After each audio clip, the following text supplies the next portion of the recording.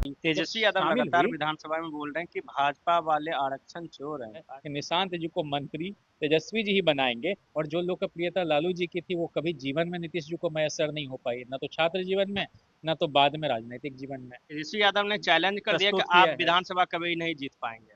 2 बार नेता प्रतिपक्ष के रूप में, 2 बार उप मुख्यमंत्री के रूप में जो काम करके दिखाया है, उससे उन्होंने बिहार के लोगों का दिल जीता है। जेडीयू और बीजेपी का रिक्त सरकार में है, ये नहीं तो देंगे क्या? हमेशा काम किया है। आगे भी मौका मिले तो 5 साल के लिए मौका आप दीजिए तेजस्वी जी को, और वो 5 साल के अपने कामकाज के आधार पर ही आपके बीच लाएंगे। पनोरमा ग्रुप, जो सोचता है वो करता है। नमस्कार, आप देख रहे हैं न्यूज हाट। मैं हूं कुमार कुमार। बिहार में जिस तरीके से बजट पेश हुआ, उसके बाद से लगातार जो है सियासी पारा हाई हो चुका है। लगातार नीतीश कुमार कह रहे हैं कि हम महिलाओं के उत्थान के लिए बहुत सारे चीजें जो है काम किए हैं और बहुत सारे चीज़ों पे काम किया और घोषणाएं भी की है। दूसरी तरफ तेजस्वी यादव बोल रहे हैं कि बिहार को जो है झुंझुना मिला इस बजट में। इसको लेकर हम ज़्यादा बातचीत करेंगे राजद के राष्ट्र प्रवक्ता जयंत जिज्ञासु से।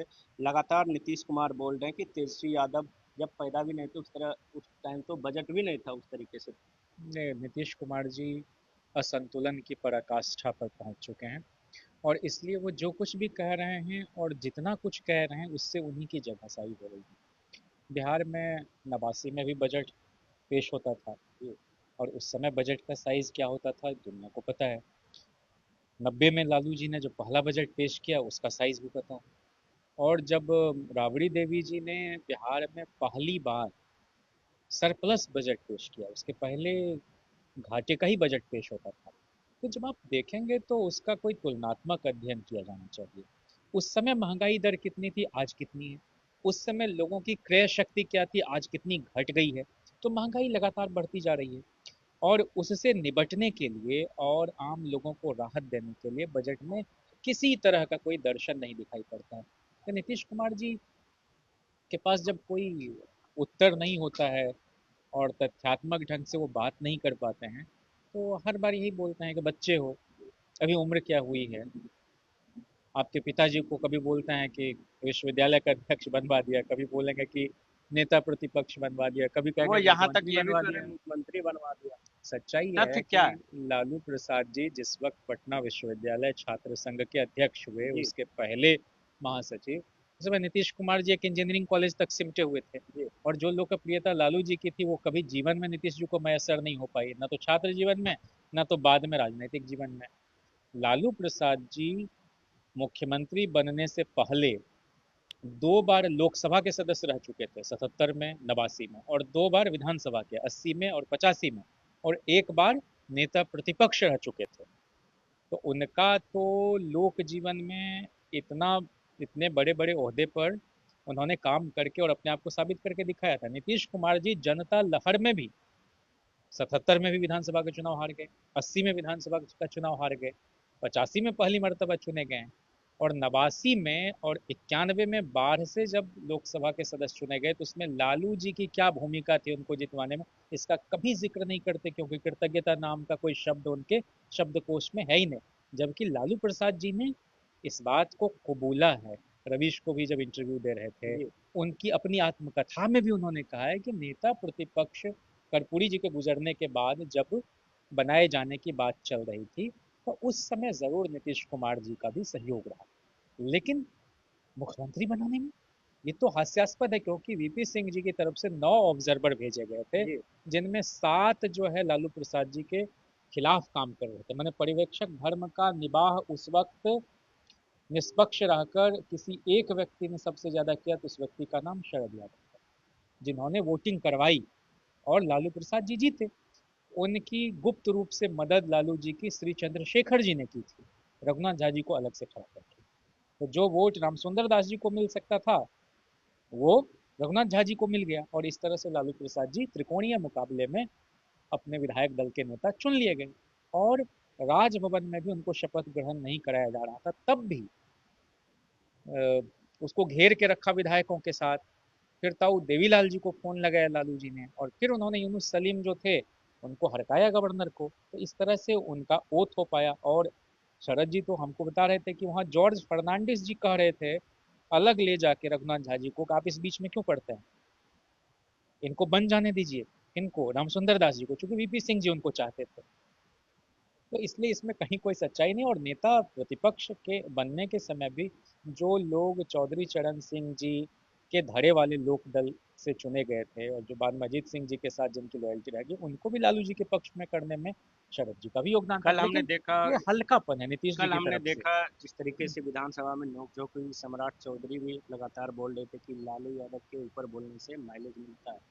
तेजस्वी यादव इस पे जिक्र कर रहे थे, उसके बाद जो है एक दूसरे पे नोकझोंक हुई और एक दूसरे के बाप बेटे की लड़ाई हो रही नहीं देखिए, जो लोग भी ये सब कह रहे हैं, अब थी। सम्राट चौधरी जी ने तो अपना स्तर दुनिया के सामने कई बार तेजस्वी यादव ने चैलेंज कर दिया कि प्रस्तुत किया आप है। विधानसभा कभी नहीं जीत पाएंगे। जाहिर सी बात है, पहली बार मंत्री भी बने तो हम लोगों की पार्टी की सरकार थी, और अंतिम बार विधायक भी बने हैं तो राष्ट्रीय जनता दल के टिकट पर जीत कराए, तो उसके जी, बाद तो कभी जीत उनके एमएलसी रहे। खाते में गई नहीं। तो इसलिए वो इस तरह की बात कहते हैं ना। तेजस्वी जी 2 बार नेता प्रतिपक्ष के रूप में, 2 बार उप मुख्यमंत्री के रूप में जो काम करके दिखाया है, उससे उन्होंने बिहार के लोगों का दिल जीता है। और लोगों को उनसे बड़ी स्वाभाविक उम्मीदें हैं, और वो अपने पूर्ववर्तियों को कोसने में यकीन नहीं रखते हैं। इसलिए कल भी कहा उन्होंने कि आप हमको चुनें, हम कभी ये नहीं कहेंगे कि पहले ये नहीं था, पहले वो नहीं था, सूर्योदय नहीं होता था, सूर्यास्त नहीं होता था। ये बहुत ही हास्यास्पद भी है और उपहासास्पद भी है। तो इसलिए पूरे लालू जी राबड़ी जी के कार्यकाल की उपलब्धियों को भी उन्होंने पटल पर रखा, सदन के अंदर रखा, अपने समय की उपलब्धियों को रखा कि कैसे हम नई स्पोर्ट्स पॉलिसी लेकर आए, कैसे हम आईटी पॉलिसी लेकर आए, कैसे हम नई पर्यटन नीति लेकर आए, कैसे हमने 4.5 लाख के आसपास नियोजित शिक्षकों को राज्यकर्मी का दर्जा दिया, कैसे हमने बड़े पैमाने पर बीपीएससी के जरिए शिक्षकों की बहाली की, कैसे हमने 1,35,000 हेल्थ कार्डर की नियुक्ति के लिए सारी प्रक्रिया को अंतिम रूप देने का काम किया, कैबिनेट से पास नहीं होने दिया क्योंकि नीतीश जी के मन में खोट था। और यह भी कहा कि भाई हमारे मैंने 2005 तक भी 6 मेडिकल कॉलेज थे जो पुराने थे, जी, उसकी हालात को सुधारा लालू जी ने। एमबीबीएस की में सीटों की संख्या में बढ़ोतरी हुई, और इनके समय में जो मेडिकल कॉलेज हैं, चाहे कर्पूरी ठाकुर के नाम पर मेडिकल कॉलेज हो मधेपुरा का, या और भी कई जगह, तो उसको तो बंद कराने के लिए बार बार नोटिस आते रहता है। तो उससे निपटने के लिए एक बार उतने बड़े पैमाने पर हेल्थ कार्डर की नियुक्ति हो जाती तो सारी स्थिति ठीक हो जाती है। आज भी 90% से ज्यादा लोग इलाज पुराने मेडिकल कॉलेज में करवाते हैं। दूसरी तरफ तेजस्वी यादव लगातार बिहार में घूम घूम कर लोगों को बता रहे हैं माई बहन योजना 2500 रुपए, जी। लेकिन जेडीयू और बीजेपी का रिक्त सरकार में है, ये नहीं तो देंगे क्या? अरे देवे नहीं करेंगे। सरकार में हम आ रहे हैं ना, और उसके बाद करेंगे। 10 लाख नौकरी देने का वादा तेजस्वी जी ने किया, तो 5 लाख के आसपास तो दे दिया, और वो तो 3 लाख बोल रहे हैं सरकार में है, वे प्रक्रियाधीन नहीं करवा करेंगे। दिया। नहीं, ये तो तेजस्वी जी का के ही संकल्प का और विजन का नतीजा था कि वहां पर बड़े पैमाने पर नौकरी हुई और बीपीएससी के जरिए बहाली हुई शिक्षकों की। जैसे लालू जी ने 94 में 25,000 का किया, 96 में कॉलेज में असिस्टेंट प्रोफेसर की बहाली उन्होंने की, 1300 लोगों की। फिर राबड़ी जी के समय में 2003 में 1050 लोगों की बहाली हुई, 10,000 सिपाही की बहाली हुई 1999 में। कल्याण विभाग में बड़े पैमाने पर शिक्षक की बहाली हुई, एक बार और शिक्षक की बहाली राबड़ी जी के समय में हुई। फिर 2003 में विज्ञापन लाया तो कुछ ट्रेंड लोग वो अदालत का रुख कर लिए, तो उसमें अवरुद्ध हुई वो नियुक्ति प्रक्रिया।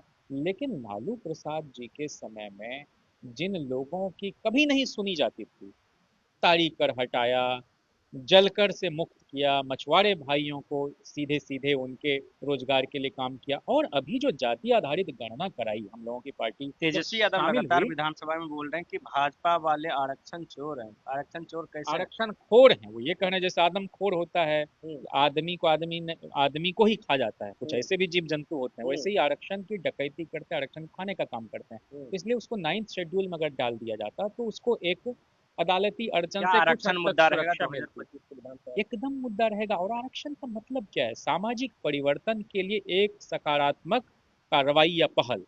तो जो 94 लाख गरीब परिवार के आंकड़े सामने आए, उनको 2 लाख रुपया देने की योजना, जिनकी मासिक आय 6,000 से कम थी, ये 94 लाख परिवार, उस योजना की शुरुआत की थी, लेकिन ये आज तक सफलीभूत नहीं हुआ। कौन इसके लिए जिम्मेदार है? हम्म, स्त्रियों को, जो माओ बहनों के लिए जो कहा कि भाई 2500 रुपया आप उनको दीजिए, तो आर्थिक रूप से स्वावलंबन उनके जीवन में आएगा तो वो परिवार को बेहतर चला पाएंगे। लालू जी के समय में 30 रुपये सामाजिक सुरक्षा पेंशन मिलता था, वृद्धा पेंशन, उसको बढ़ा के 3 गुना से ज्यादा 100 रुपये कर दिया। बेरोजगारी भत्ता मिलता था 50 रुपये, उसको बढ़ा के उन्होंने 100 रुपये कर दिया। और एक बात जरूर आपके इस चैनल के माध्यम से लोगों तक जाए कि आज बिहार के अस्पतालों में कुकुरों का साम्राज्य स्थापित हो गया। डॉक्टर कुत्तों का। कम, कुत्ते ज्यादा हैं, नवजात शिशुओं को नोचते हैं। उस परिवार की वेदना का आकलन हो सकता है। डब्ल्यूएचओ ने कहा कि भाई प्रति 1000 आबादी पर कम से कम एक डॉक्टर होना चाहिए, लेकिन कोरोना के कहर में भी बिहार में 50,000 आबादी पर एक डॉक्टर है। और बिहार सरकार ने ये डेटा पेश किया है 2020 में 16 मई को पटना हाई कोर्ट में कि 75% से अधिक डॉक्टर के पद और 70% से अधिक स्वास्थ्यकर्मी के पद खाली हैं, और ग्रामीण इलाके में तो चिकित्सकों के 85% रिक्त हैं। मेडिकल ऑफिसर के 2020 का डेटा है, कुल स्वीकृत पद 11,645 हैं, लेकिन कार्यरत सिर्फ 2,877, यानी खाली हैं 8,768। शहरी इलाके में डॉक्टर के 4,418 पद स्वीकृत हैं, जिनमें सिर्फ 1,544 लोग कार्यरत हैं और 2,874 पद रिक्त हैं। ग्रामीण इलाके में 6,944 पद स्वीकृत हैं डॉक्टरों के, जिनमें सिर्फ 1,270 लोग कार्यरत हैं और 5,674 पद रिक्त हैं। दूर दराज के दुर्गम इलाके में डॉक्टर के 283 पद स्वीकृत हैं, जिनमें सिर्फ 63 लोग कार्यरत हैं और 220 पद खाली हैं। और हाल तक का डेटा जो है कि स्टाफ नर्स के 14,198 सृजित पदों में सिर्फ 5,068 नर्स और एएनएम के 27,500 पद 505 पद के विरुद्ध सिर्फ 17,934 एएनएम पदस्थापित हैं। 2014 में क्या स्थिति है, इस पर सरकार को स्पष्ट रूप से सामने आना चाहिए, क्योंकि हमारी आज भी समस्या है चिकित्सा की, शिक्षा की और लेकिन किसानी शिक्षा की। शिक्षा में तो मंडी कानून शिक्षा खत्म का कर दिया बजट तो बिहार में, काफी बाजार बड़ा है, समिति। शिक्षा और हेल्थ।